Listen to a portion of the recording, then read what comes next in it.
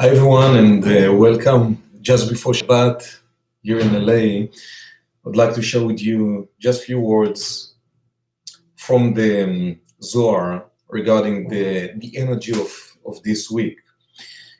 In verse 96, in the portion of Shemot, the portion we're about to read in this coming Shabbat, you can find the article 2,000 years ago, being called the coming of Mashiach, the coming of Messiah. The Rav used to speak a lot about this part of the Zohar known as Oy and Ashrei. Times that we're going to read now directly from the Zohar. The Zohar explains that those who living in our times, Rabbi Shimon says, זקף ידו ובכה ואמר וי למאן דהזדמן מההוא זימנה וזכאה חולקי מאן דהזדמן והשתכח בהוא זימנה.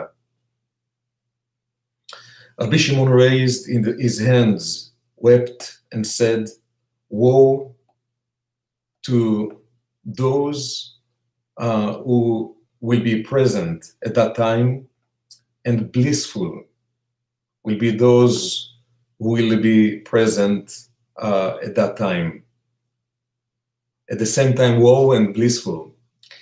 How can it be that even two people, or the world is being divided, who knows how, 8 billion peoples, there will be people that living in our time, and the Zohar prophesied woe to those people living this time, and at the same time, blissful will be those people who live at that time. So obviously, we talk about two kind of group of people, and if we're taking it deeper, we don't really talk about people, we talk about the consciousness that we carry.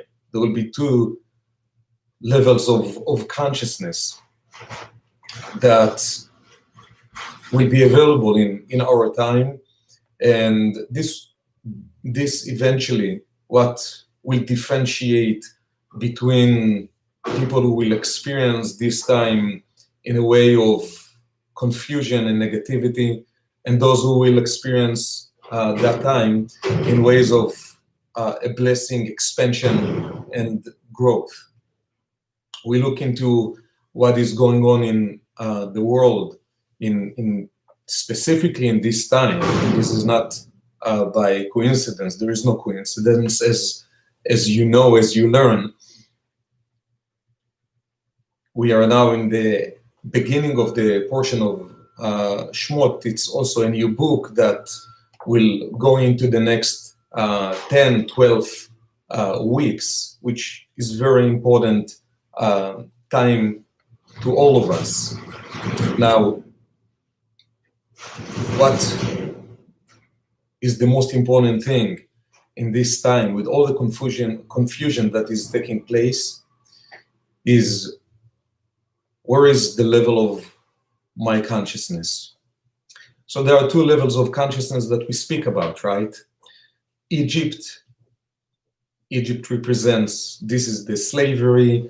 The Israelites got into Egypt for 210 years, but Egypt doesn't really refer to the physical end of Egypt. Egypt in the Hebrew language, Mitzrayim, comes from the word narrowness, smallness. What does it mean, smallness? I believe in what I see. I believe in what I see. The perception is very small, very limited.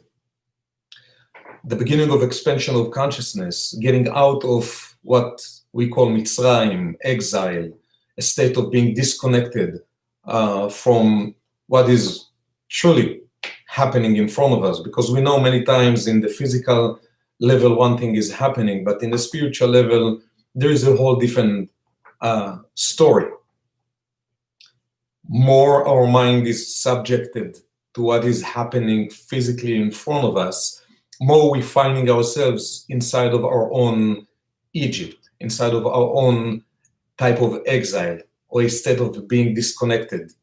And when we are disconnected or in exile in our own Egypt, we're not motivated, There is a fear that drives the car, life, anxieties, all the different negative emotions, confusions.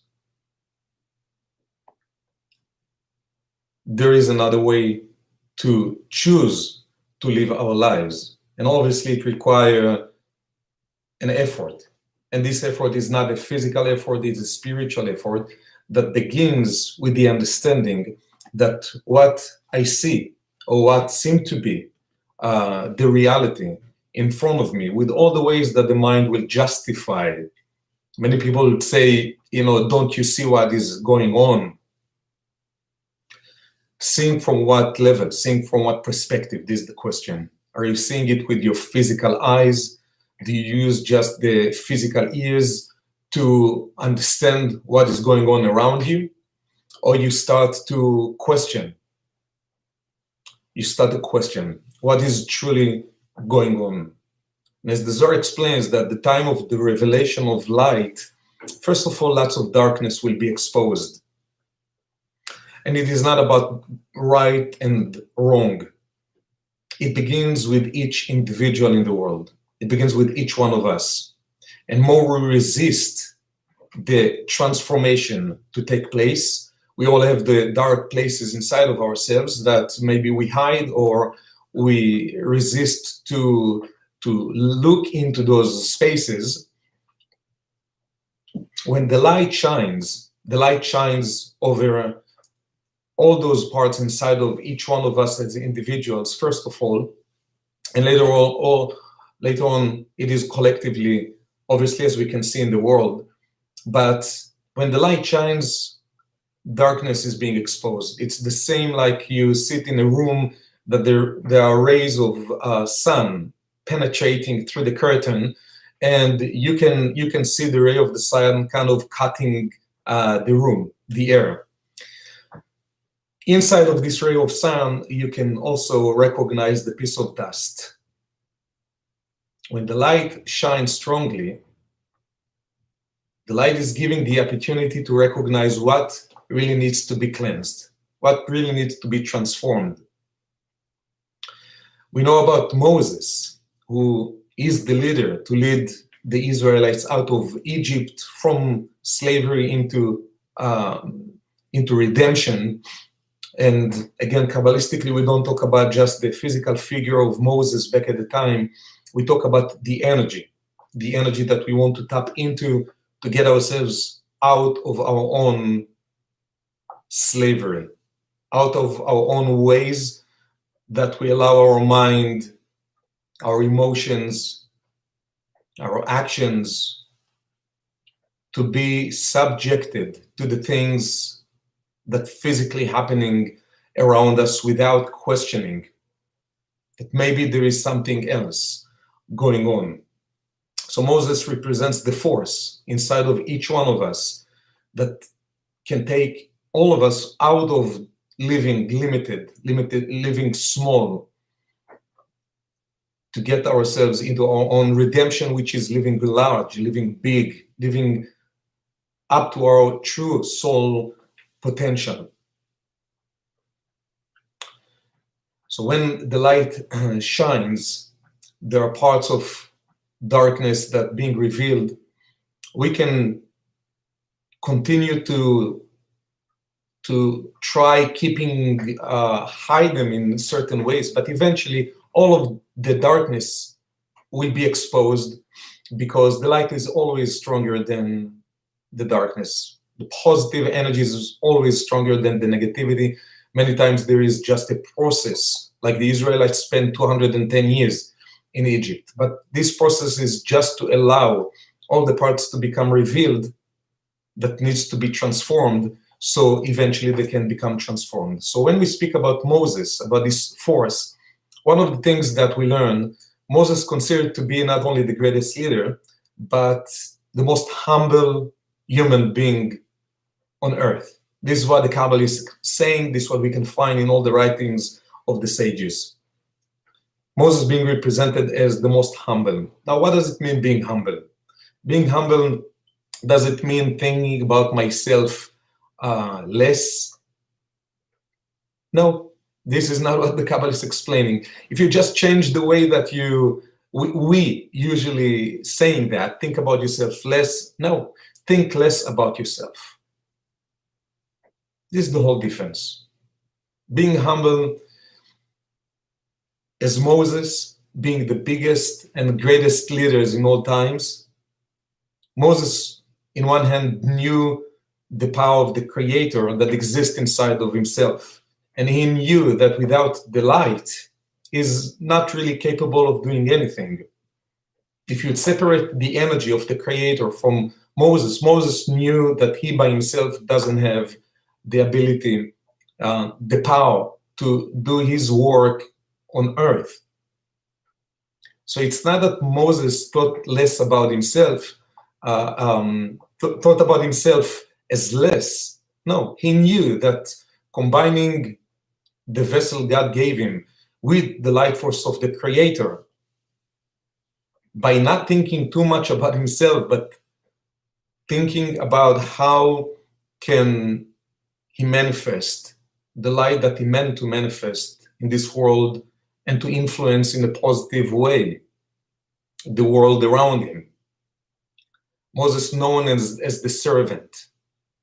And again, servant in a spiritual level, it is one of the most elevated levels that one can achieve, because it is not about really being servant as we would look at it in the physical terms.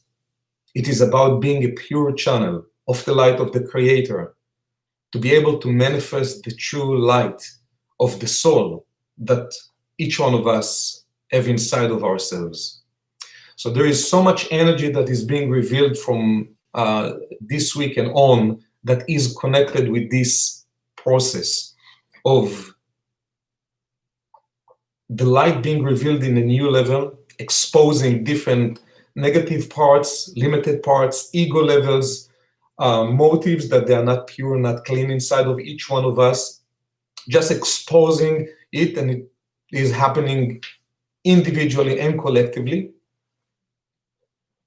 giving us the ability to choose transformation and not to resist the change that at the soul level we all want to go through, but to get ourselves maybe in a new level, to surrender the ego, the mind, this part, and to allow the light of our soul to shine in a whole new level. And from this process, I believe that anyone that allows themselves to let go of even a little bit of the ego that tries to hold on to something that is not really inside of ourselves, this process will be a process of humbling ourselves, because the moment you realize and you are capable to let go of something that is not serving you in a positive way, that is not really connected with your soul, one day you're looking back and you realize the gift of the consciousness that was awakened inside of you, that helped you to see something, to gain strength in a new level, and to manifest level of transformation that without this level of consciousness you will not be able to manifest.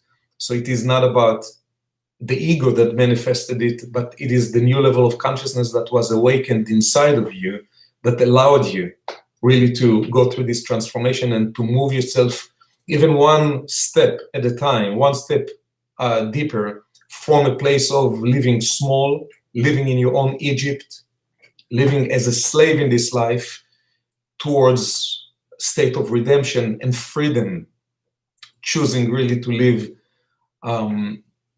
from the place of your soul and not your ego. Thank you so much for being with me, listening. I want to wish you Shabbat Shalom, all the blessings for the coming week, and I will see you in the next video.